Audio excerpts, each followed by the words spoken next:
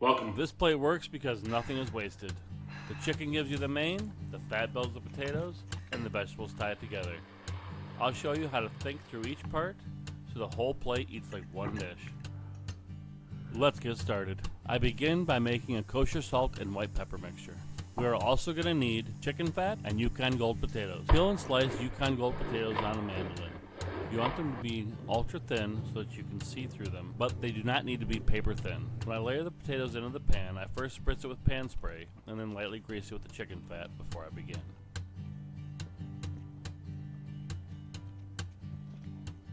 You will see later in the video that Idaho potatoes are a great substitution and you may want to use them instead. As you layer the potatoes, you want to season each layer and drizzle chicken fat between each layer as well. Compact the potatoes every few layers by firmly pressing on the top.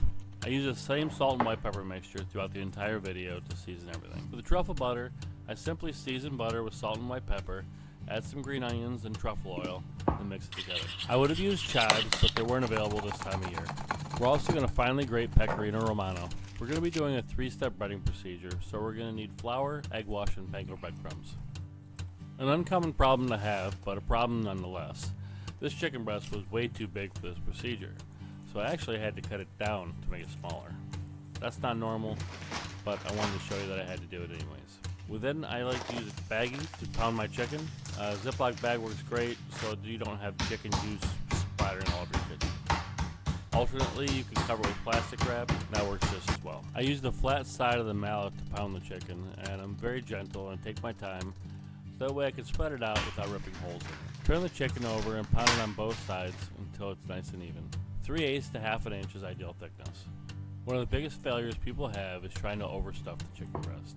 If you put too much in there, it's just going to expand and blow out the sides. So make sure you're not overstuffing the chicken breast. We fold the chicken egg roll style, meaning tucking the sides in first and then rolling the chicken over. This locks the sides in and keeps it from blowing out. You want to finish with the seal down. Another pain point people have, and where another failure happens, is during the breading procedure. If you fail to bread the chicken properly, your chicken will fall apart. So you want to ensure that you flour the chicken extremely well, and it needs to be brushed off so it's just light coating of flour. You don't want to have any caking. Any caking will result in the egg not wanting to stick to it when you go to put in the egg mixture. So make sure that you brush off any excess flour. When you add the chicken to the egg mixture, make sure that you rub the chicken down and make sure that every inch is coated with egg and flour.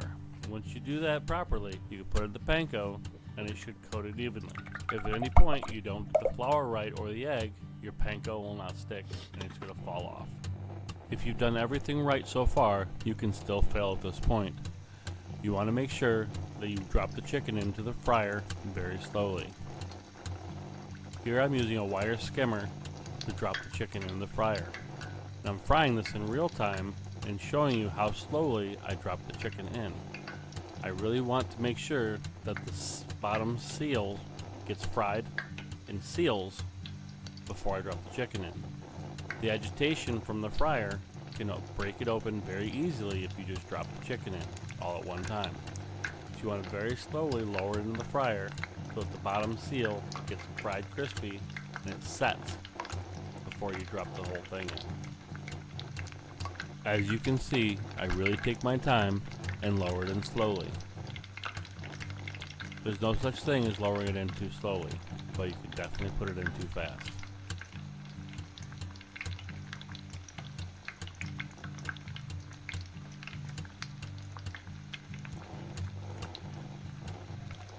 At this point, the bottom is starting to brown and the seal should be set. I can flip the chicken over confidently and allow it to fry on the other side. If your fryer is deep enough, you don't have to turn it over and you can just fry the whole thing at once. We're done frying the chicken when it's nice and golden brown, even on both sides. Stuffed chicken breast must be finished in an oven to ensure that it's cooked through. It usually takes 10 or 15 minutes once it's been pulled out of the fryer. Yukon Gold potatoes have a great flavor, but they don't have quite as high a starch content as the Idaho potato. So I wanted to show you the difference. These are made with Yukons here, where the bottom didn't quite set as nicely as the Idahos you can see in this picture. The Idahos got a little bit crispier and they set and hold their shape a little bit better. The Yukons have a great flavor, but the Idahos have a really good texture of the potato. It's up to you. I wanted to show you both. For the green beans, with a medium heat pan, using half chicken fat and half vegetable oil, saute garlic and green beans together until the garlic starts to brown. I season the green beans with salt and white pepper mixture and then deglaze it with Shaoxing wine to finish.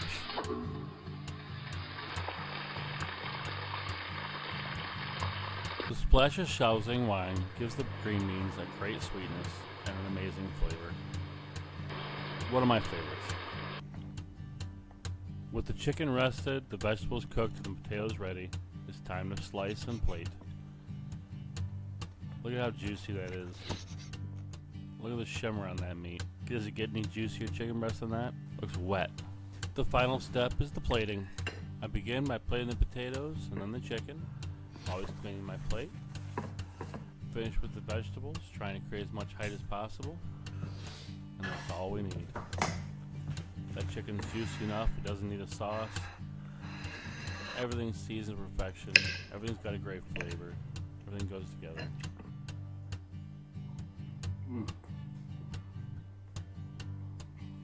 Yeah, it's so good.